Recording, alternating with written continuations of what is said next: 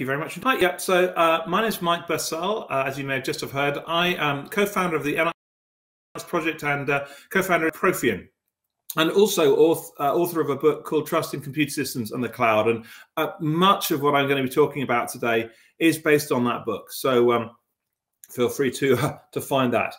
So let's, what am I going to talk about today? The first one is, it kind of feels like a weird thing to do, but it's really important that we have a bit of a discussion about what actually we mean by the word trust. And having done that, we'll then look at how you could evaluate trust relationships. That's really important because if you don't know how to evaluate a relationship, you don't know how much you should, well, trust the trust, really. And then we'll bring that specifically to, the matter in hand, which is trust relationships and the cloud, and very specifically what that's going to look like in terms of exponential computing. We'll look at what claims and assurances are made and looked for in terms of confidential computing and the cloud, and then talk about examples of the dangers of circular dependencies. And we'll finish off with just a brief example, which is Enarx, which is the project I'm involved with, so it seemed like a good place to go. So let's move on to the question, what is trust?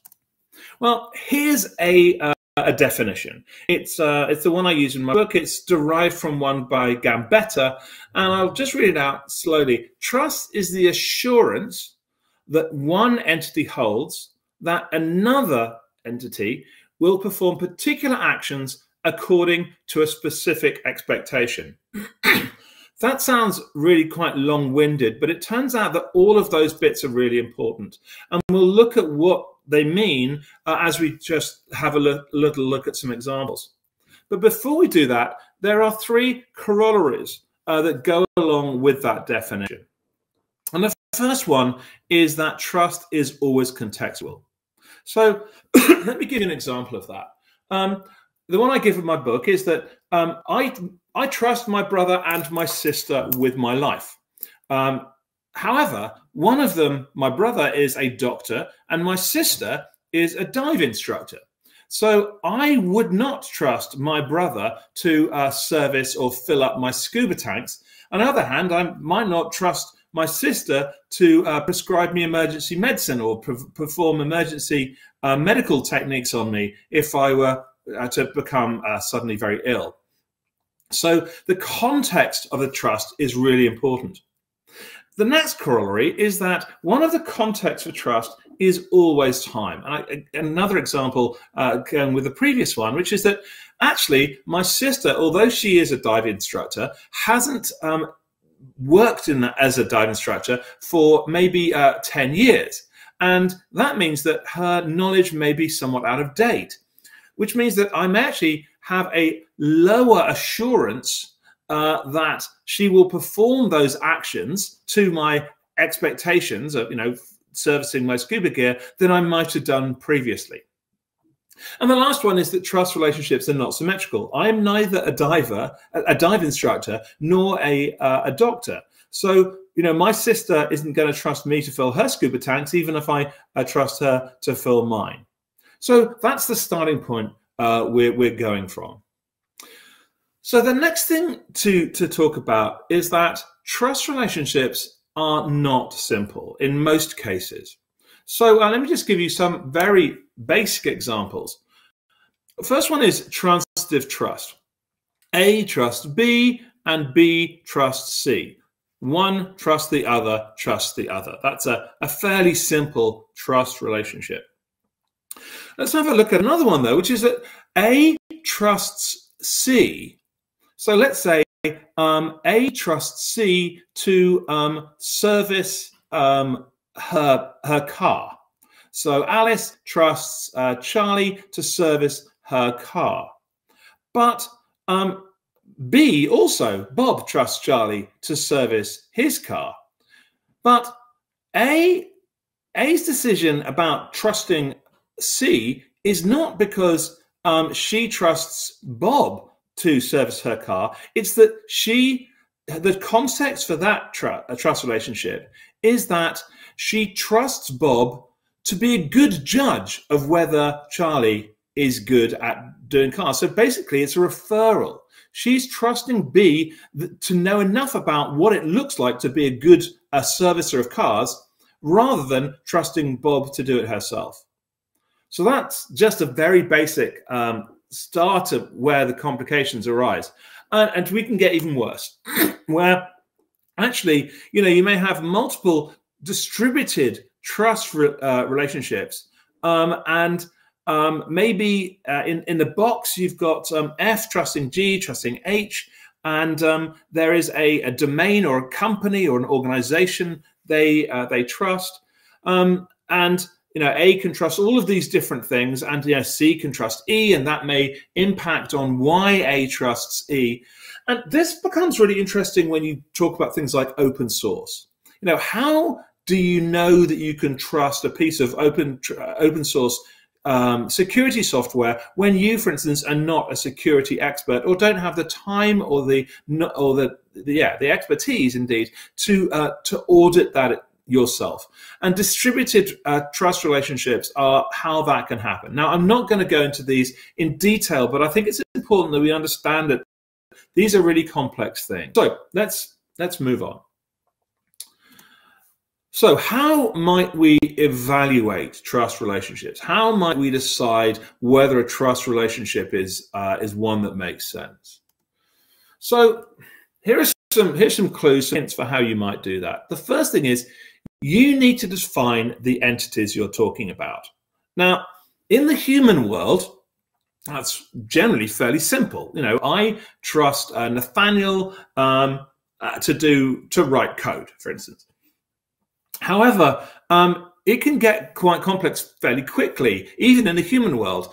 Do I trust my bank? Well, do I trust it to do what? To look after my money? Maybe. To advise me on my mortgage? Maybe less. To provide me with car insurance? Again, probably not for that one. So saying you trust, and when I'm trusting that, well, who am I trusting in the bank? Is it the manager? Is it the person I meet? Is it the person I speak to on the telephone? Is it the people who run their IT systems? It's really complex. When you start to get to sort of the computer world, it is also not simple. So let's say I trust my laptop. What does it mean for me to trust my laptop? Am I trusting the whole system, the whole thing? Am I trusting the operating system that runs? I happen to run Fedora. Do I trust that? Am I trusting maybe the login part of Fedora, which is PAM? Am I trusting maybe a TPM chip? Am I trusting that the microphone is going to relay what I'm saying to you correctly without changing my voice because someone's made a hack in the hardware? So we need to think about what we're talking about when we define the entities, and we'll come to a concrete example of this in a few minutes. The other thing we need to do, of course, alongside what we talked about with forming a trust relationship, is what actions we're looking to be carried out, what our expectations are, what assurances exist, and what obligations there may be in place if the trust relationship breaks down for whatever reason. So I've got a couple of examples here. So this is, let's say, going to be buying a bottle of whiskey from a distillery. Well, a couple of the entities that we're going to be talking about would be the web browser that's on my laptop, and the web server, which is operated by the distillery. So the trustor, the one doing the trust here, is the web browser, and the trustee, the one being trusted, is the web server. So one context that might be important here is HTTPS protocol. So I want to make sure that I'm definitely using HTTPS because I'm probably going to be putting my details in, my credit card, all those sorts of things. So I need to care about that. We know that time is always a context we need to consider. So let's say that I only care that this works during the time of my HTTPS session. I don't really care for the rest of the time. So what actions am I hoping will happen? Well, the first is that the HTTPS connection will be started. And my expectation is that, well, first of all, the server will accept a connection on the HTTPS port. that it will follow the HTTPS protocol, and it will provide a certificate. Now, we could delve even deeper into each of those ones. Example, follow the HTTPS protocol. What do we mean by follow it? Well, do we mean that the implementation by the web server follows a particular RFC? If so, where do I get that RFC? Can I be assured that it is correctly delivered to me? Can I be assured it's the latest version? There's not to mention certificates. Certificates are always a very complex issue in terms of trust. So there's many layers, but we won't follow into each of those on this occasion. So the assurances I'm looking for are that it's operating on a well-known port and that the website itself is well-known. What can I do if those expectations are not met? Well, not a huge amount, really. The easiest thing to do is just drop the connection. If we get a certificate we don't trust, or it's not the HTTPS connection isn't correctly started, we just drop the connection. So that's one example. Let's look at another one. So let's say that I want to be putting my credit card data, and it's going to be transferred to the web server. And we've already done the step before. We've established an HTTPS connection, so I'm happy that my data should go across the internet to this server. But I want to make sure that my confidentiality, that the confidentiality of my data, that sensitive data, is maintained. Well, what are the context? Well, the time specific. How long do I care about? Well, for all the time that data is stored by the web server, I want it to be maintained and kept safe. So the action I'm looking for is that the web server will protect the confidentiality of that sensitive data. And specific expectations, I don't expect that sensitive data to be shared with unauthorized parties. That's the whole point. What assurances have I got? Well, this is difficult. The assurance really is based on my understanding of what the certificate that is presented by the web server to my browser means. Basically, I'm hoping that it means that this web server is trusted to do the right thing. It's owned by the right people, and it's not, and that those people are the distillery in this case is going to do the right thing and look after my data. It's not a very strong assurance, frankly. What about in terms of mitigations? Well, if the distillery loses my data, there's not a huge amount I can do, really. I might report to the CA if a breach is discovered. But what else can I do? Well, maybe go to the police. There's other things as well. But this is, again, just an example of the sorts of things you need to be thinking about as you're looking into trust relationships.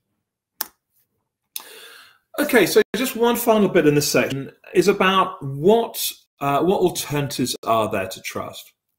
Well, one is, you can trust to legal contracts. You might say, okay, I trust that you will do this thing because it's written in the contract, and the contract is under a particular authority.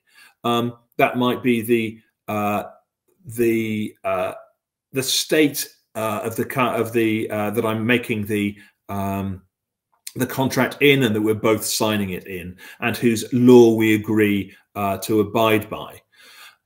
Another one that you might use an alternative is enforcement. If I can punish you if you don't do what you want, I could maybe come and burn down your data center. Don't do this at home, folks. If you lick my data, that might be one alternative to trust. I don't think that's a very good idea at all. But there might be mechanisms for punishment.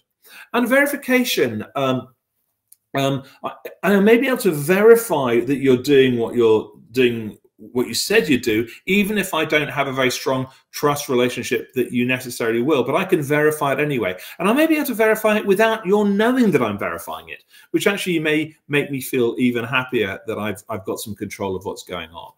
And all of these may be complementary to trust relationships and each other. I'm certainly not saying that you should use only one of these. But one particular example at the top here is the interesting one, in that when currently people put sensitive data on the cloud, the only real thing they can do is legal contracts. They may have an SLA or a legal contract of another type with their cloud service provider that the cloud service provider will not leak their data. But there's very little they can do beyond that without confidential computing to get higher assurances. So let's move on to that. Let's move on to some of the questions about the cloud, trust relationships and the cloud. Okay, so first of all, here's an example of what a stack might look like in the cloud. No TEs yet. This is just your standard cloud here. So you've got the CPU, management engine, a BIOS, EFI, above that some firmware, a bootloader, a kernel, a hypervisor looking after the VM, the virtual machine, with a bootloader, kernel, user space, middleware, and a couple of applications. And of course, outside the VM may be some middleware and application. And the different colors here are supposed to give a suggestion of the fact that these different components may come from different vendors or different providers. So the CPU might come from AMD or ARM or Intel, for instance. The kernel, bootloader, hypervisor, user space, middleware might come from Red Hat. Whereas the one in the virtual machine might come from Ubuntu or from Microsoft or whoever it may be. Point is that there's lots of things that you have to trust here that are going to do the right thing. And as we know, we're at this conference, we're kind of assuming that confidential computing is going to help us here. So let's see how that might be the case. But before we do that, let's make some assumptions. And we'll talk about the context of the assumptions in a bit more. But the first one is we don't trust the host at all. We assume that it is malicious, with the exception of the CPU and the CPU firmware. This is going to be very important. We'll come back to it in a minute. Another thing we're going to assume here is that we care about the protecting both the workload and the data that it is managing. And the last thing is that we need attestation. We need measurements so that we can actually verify that what is being set up is doing providing the protections we expect. So let's jump in. Here's the picture again. I've just taken out the other pieces and put a TE runtime and an application in here. So in this example, it doesn't really matter exactly what's in that runtime here, but the point is that it's all provided by a single vendor, a single provider here. And you'll see I'm also making assumptions that all the other pieces are provided by the same vendor, all the blue bits. The BIOS, application, bootloader, firmware, kernel, etc. Apart from the CPU. And the application, let's say, is going to be provided by the tenant rather than by whoever provides the TE runtime. Cool. So this breaks it down a bit more and says, this is actually a slightly more what things are going to look like. You've got your application at the top. And in this particular example, we've got a standard VM, with a standard operating system image with a BIOS, bootloader, kernel, user space, middleware. And we'll see, quite apart from the fact there's quite a large TCB here, we'll see in a bit why this may cause us some problems as we go forward. Right, I talked about the importance of understanding the different entities. So let's do that a bit. First one is the tenant. The tenant is the client, the customer who wants to deploy something to the cloud. They have an application and some data they want to put in the cloud. Who else is there? Well, we've got a CPU vendor because, of course, you actually have to run on a particular machine. And we have the TE runtime vendor. That was the entity providing the thing inside the TE. And we've got the CSP or the host owner of the machine which is doing the hosting. So these are the key entities that we care about as we start up. Then, of course, we actually have the various systems. First of all, let's talk about the trust relationship. The tenant trusts the CPU vendor in this model and also trusts the TE runtime vendor. You have to trust the CPU vendor pretty much because, well, something's got to execute your code when it comes down to it. Right, claims and assurances. This is where it starts getting properly interesting, I think. So we have some contexts here, basically. We have confidentiality, we have integrity, we have attestation. As I think most people here will know, we can't guarantee availability very easily, but we said we really want confidentiality and integrity and attestation. So the confidentiality is provided by the CPU and the firmware, but it needs to be implemented by the TE runtime. The same goes to the integrity. And because this is the case, this is why the tenant needs to have a trust relationship to the CPU vendor and to the TEE runtime vendor. Let's go back a couple of slides. That's why we need to have those relationships there. Okay. And attestation in this model, we're going to say, is provided by an attestation service, which means that you need to have a trust relationship to the attestation service provider. Now, that's not an entity we've specified specifically in our pictures. It just gets a bit complicated, but we'll get there as we go through. So we've got our entities, and now we've got some system pieces. On the left, we've got the TE attestation service. That's what is going to be doing the attestation for us. We've got the CPU and the firmware. We've got a TE instance, and we've got a host system. So I'm going to abuse slightly the arrows here because it's very complex to explain this if I don't. But I'm going to just go with me. The first thing is that the tenant, as we said before, needs to trust the TE attestation service. Now, the TE attestation service is going to check that the CPU and firmware is as expected, and therefore it has a trust relationship there. That also means the CPU and the firmware is going to allow us to be certain that the TE instance is itself trusted, which means that we've got the TE and the CPU and the TE instance allowing us to make assurances about the trust relationships. And at the bottom, of course, the CSP, the host owner, trusts its own host system. That almost goes without saying, but it really is worth saying. What does this allow us to do? It allows us to have the tenant trusting the TE instance, because we have a chain of trust from the tenant to the TE attestation, CPU firmware to the TE instance, all with the right contexts, which we've not gone into detail here. We could do, but we just don't have the time. So the tenant can trust that its TE instance is correct. Now, remember, what was the thing we didn't want? We didn't want the tenant to have to trust the CSP or the host owner. What we're going to do now is going to look at what happens if we have those sorts of questions coming up. We've got a couple of examples. So the first one is what I'm calling host-supplied BIOS. So this is very similar to the picture we had a few slides ago, where we've got the TE instance, but at the bottom we've got a BIOS, which is within the TE, but is provided by the CSP. Now, pretty much any time that you take a standard CSP's trusted VM offering, they're going to be the one supplying the BIOS. And this causes us some significant problems. It may feel quite obvious that if you don't trust the BIOS, then you can't trust anything else. But let's look at why that's the case specifically. This is the problem. So we've got the same arrows we had before, but the TE instance has to trust the host system as well, because it is the host system that provided the BIOS.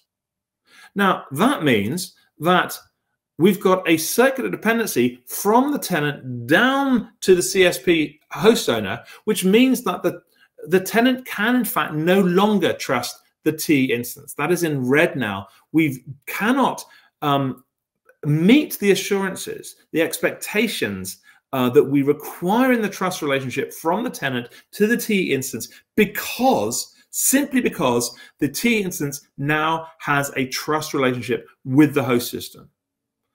And that has set up an implicit trust relationship for the tenant to the CSP host owner. This is the sort of thing we as an industry need to be talking about, explaining that if you don't understand all the different bits and pieces, this is what happens. You say you don't want to trust the CSP, but you end up doing so anyway. And that's actually more dangerous than going into it with your eyes open. So let's look briefly at another example where a problem can arise. And this is where we're using a CSP supplied attestation service. In this model, the TE attestation has a trust relationship with the CSP host owner, which again causes exactly the same problems because the chain of trust is broken from the tenant to the TE attestation because the TE attestation service has a trust relationship with the CSP host owner, which means that the tenant can no longer trust its own TE instance. I understand why CSPs, are keen to provide attestation services, but if your whole goal is not having to trust the CSP, then you've broken that as soon as you use that. This is a problem. There aren't many other options at the moment, but it's something that, again, we really need to address as an industry. So let me give you a concrete example of where Enarx and Profian are trying to deal with this. And I've filled in some names here. So first of all is we have the tenant. That's no change there. We've got a CSP and a host owner. We won't name anyone specific. Doesn't make a huge difference. Now, Enarx currently supports AMD and Intel. So in fact, we've got two CPU vendors here that the tenant is able to trust. And I'm going on a bit further than what Profian is available to provide yet, but let's assume that the tenant is trusting Profian. And Profian is the one here that is providing the TE attestation service. That is something we're planning to do. Again, AMD or Intel is fine. And the TE instance contains two things. It's an Enarx keep, which is the runtime, the TE runtime, plus the application which the tenant has put in. And on the bottom, we run on Linux, which is why I've specified the Linux system here. So this works. If the tenant trusts Profian, and Profian is providing a TE attestation, and it can check that we're getting a proper attestation from the chip and its firmware, that means that we can trust, the tenant can trust the Enarx keep and the application which is in it. The CSP host owner, of course, still trusts its Linux system. You'd expect it to, but the tenant doesn't need to trust either the CSP or the Linux system. So the only thing that, in terms of the context, we don't need to trust, we don't need to care about whether it's doing the right thing in terms of integrity or confidentiality, because we trust the chip vendor. Availability, we've already discussed, isn't really helping, isn't helped here, but there's other mechanisms you can do to have assurances about that. So this is the picture that we're putting forward. This is absolutely not the only way of doing it. Of course, there are other providers and other ways of looking at it, but this is the way that we see the world from Profian and from Enarx.